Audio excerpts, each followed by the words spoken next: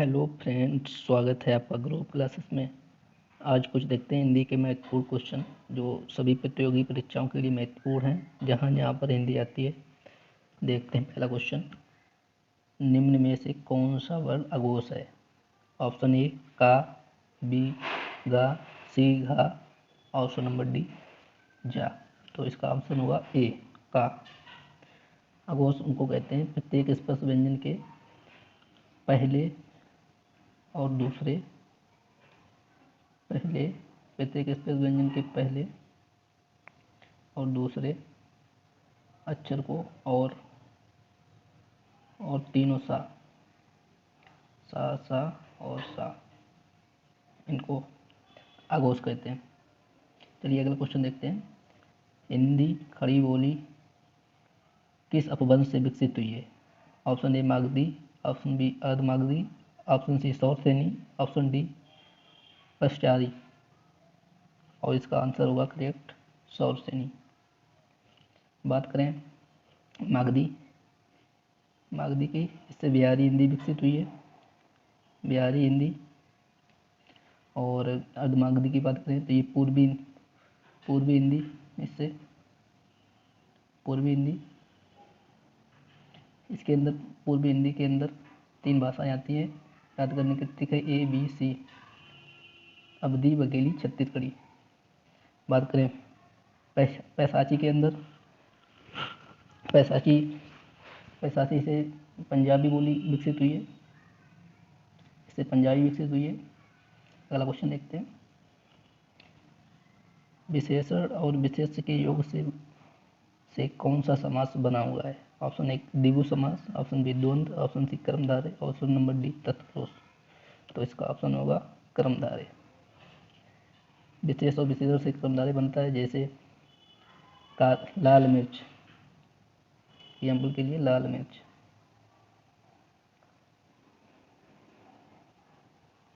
ये विशेष हो गया मिर्च, ये होगी विशेषण।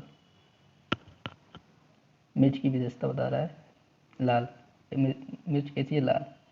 तो इससे बना है कर्मधारय, इसका ऑप्शन नंबर सी। बात करें ऑप्शन नंबर ए द्विगु की, द्विगु समास की बात कर ले, द्वंद्व समास की। इसमें द्वंद्व समास में दोनों पद अप्रधान होते हैं, दोनों पद प्रधान होते हैं। इसमें उत्तर पद प्रधान होता है तत्पुरुष में, इसमें भी पूर्व पद संख्यावाची होता है, इसमें भी क्या बोलते हैं, उत्तर पद प्रधान होता है। ऑप्शन नंबर 4, क्वेश्चन नंबर 4 देखते हैं। हनुमान की पूंछ में लग न पाई आग, लंका सिगरी जल गई, हुए निशाचर भाग में कौन सा अलंकार है?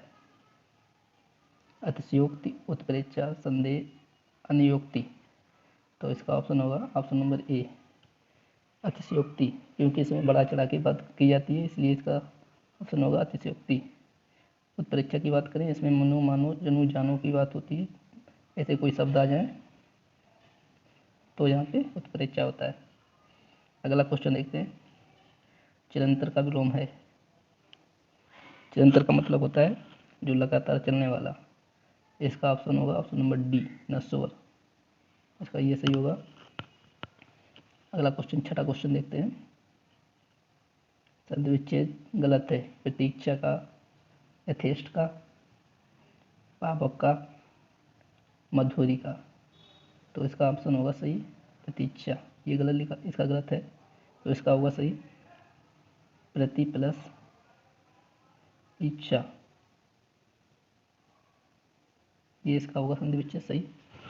बात करें पावक में संधि की बात कर रहे हैं, मधुर में संधि की बात कर रहे हैं, चेस्ट में संधि की बात कर रहे हैं, तो इसमें देख रहे हैं मधुर में एड़ी संधि है, ये एड़ी संधि का एग्जाम्पल है, इसमें एड़ संधि है। बात करें एथेस्ट में, इसमें गुड़ संधि है। पावक में बात करें अयादि संधि, अयादि। क्वेश्चन नंबर अगला। नतने फूल जाना, होठ फड़फड़ाना, दिल धड़कना इत्यादि में क्या है? विभाव, अनुभाव, संचारी भाव या स्थायी भाव। तो इसका होगा अनुभाव, क्योंकि काया की बात कर रही है इसमें, इसलिए अनुभाव होगा इसका। अगला क्वेश्चन देखते हैं।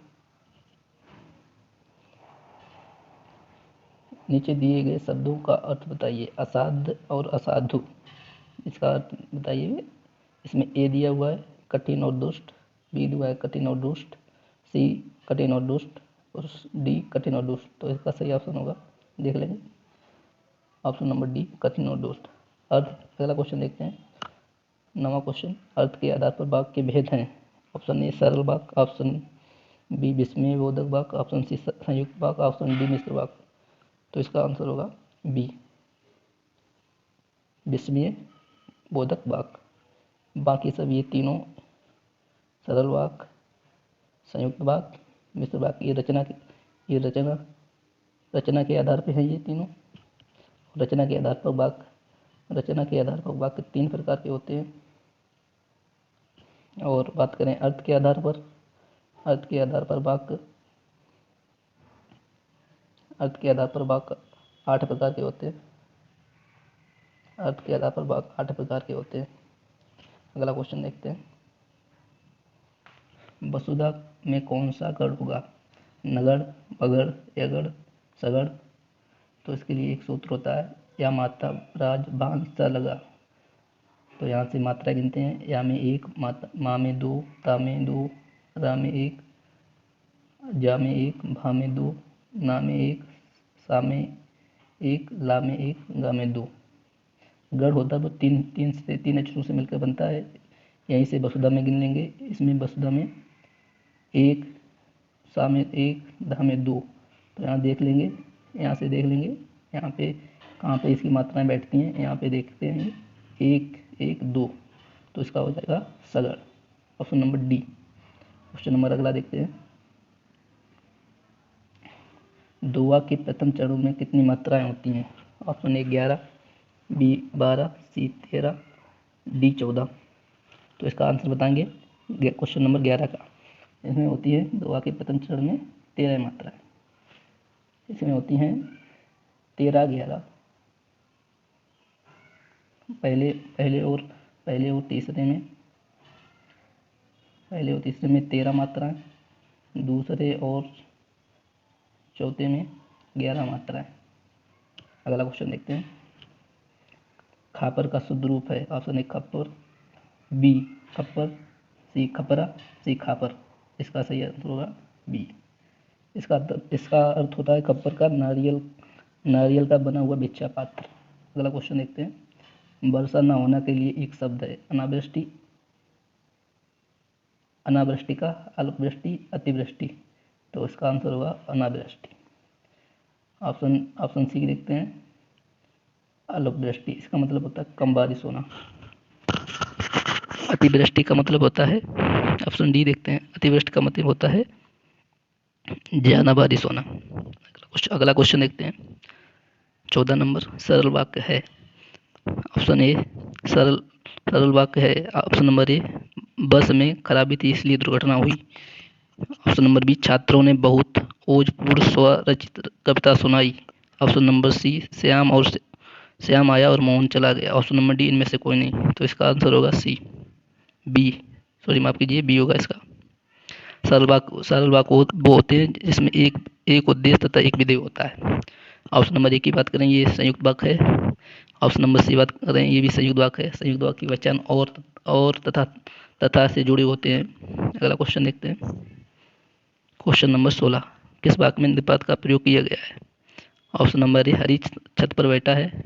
ऑप्शन नंबर बी आप ही आइएगा। ऑप्शन नंबर सी मैं छुट्टी के दिन घर पर रहता हूँ। ऑप्शन नंबर डी इनमें से कोई नहीं। तो इसका ऑप्शन होगा सी, बी। निपात वो होते हैं जिसमें किसी विशेष चीज पर प्रभाव डालते हैं, जैसे ही हो गया, भी हो गया, ऐसे शब्द होते हैं जिन निपात कहते हैं। क्वेश्चन नंबर 17, केस का पर्यायवाची नहीं है। ऑप्शन नंबर ए कुंतल, ऑप्शन नंबर बी कच्छ, ऑप्शन नंबर सी सरोवर, ऑप्शन नंबर डी सिरोहू। इसका आंसर होगा डी। इसका आंसर होगा डी। इसका मतलब होता है कमल।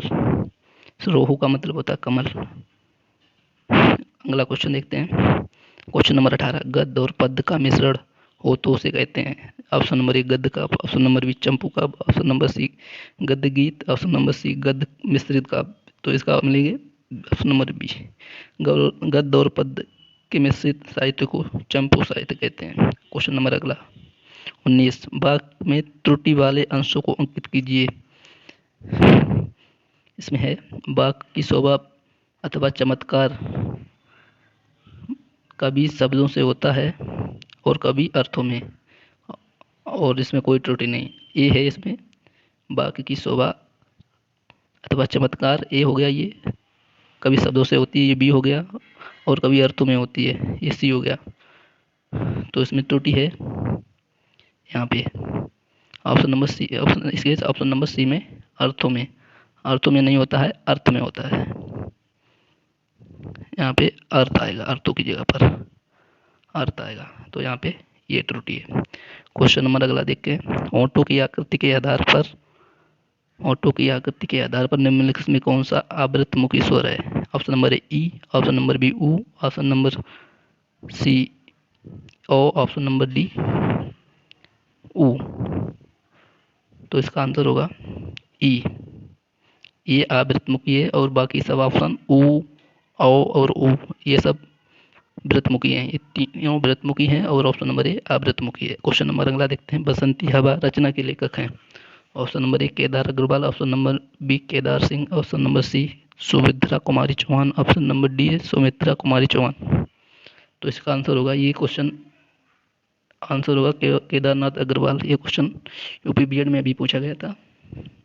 क्वेश्चन नंबर अगला देखते हैं। 21वां, अवधि बोली में 1540 में लिखे गए महाकाव्य पद्मावत के रचयिता कौन है? ऑप्शन नंबर एक Malik Mohammad Jayasi, option number D Abdul Rahim Khan Khana, option number C Kabir, option number D Amir Khusro. तो इसका आंसर होगा मलिक मोहम्मद जायसी। इनकी एक और इम्पोर्टेंट रचना है अखरावट, काफी इम्पोर्टेंट है ये अखरावट। क्वेश्चन नंबर अगला देखते हैं। रातों रात में कौन सा समास है? ऑप्शन नंबर एक अविभाव, ऑप्शन नंबर बी तत्पुरुष, ऑप्शन नंबर सी द्वंद्व, ऑप्शन नंबर डी कर्मधारय। तो इसका आंसर होगा अविभाज्य समास। रातों रात, इसके एग्जाम्पल और मिल जाएंगे। रातों रात, हाथों हाथ, इसमें अविभाव समास है। अगला क्वेश्चन नंबर अगला देखते हैं। यौगिक शब्द है बल, पंकज, कर्मचारी तथा रूप। तो इसमें यौगिक शब्द पूछा गया है, तो इसमें आंसर हो जाएगा कर्मचारी। यौगिक शब्द इसमें हो जाएगा कर्म प्लस चारी, कर्मचारी ये हो जाएगा। बात करें बल और रूप की, बात करें बल और रूप, ये रूढ़ शब्द हैं और ये भी रूढ़ है, रूप भी रूढ़ है। और पंकज की बात करें ये योग रूढ़। योग रूढ़ में सभी पर्यायवाची शब्द आते हैं और यौगिक में आते हैं जो अपना सार्थक अर्थ रखते हो। अगला क्वेश्चन है व्यक्तिवाचक संज्ञा नहीं है। Option number A Himalaya, option number B Ganga, option number C Ramayan, option number D पहाड़। तो इसका आंसर हो जाएगा पहाड़। पहाड़ से बहुत सारे होते हैं, पहाड़ एक जातिवाचक संज्ञा है। अगला क्वेश्चन है 25 लास्ट क्वेश्चन आज का। बरबे में सम चरणों में कितनी मात्राएं होती हैं? Option number A 14, option number B 9, option number C 7, option number D 12। तो इसका आंसर नंबर होगा सी 7। बरबे की बात कर लें, इसमें 7 मात्राएं होती हैं। प्रथम और तृतीय चरण में 12 मात्राएं और दूसरे और चौथे में 7 मात्राएं। तो सम चरणों में पूछा गया है, इसमें इसलिए 7 मात्राएं होंगी। फ्रेंड्स, तो आप लोग बताएंगे क्लास कैसी लगी कमेंट करके। अगर क्लास अच्छी लगी हो तो लाइक करें, ज़्यादा से ज़्यादा शेयर करें और हमारे चैनल को सब्सक्राइब करें। आपको ऐसी रोजाना क्लास मिलती रहेंगी। थैंक यू, धन्यवाद।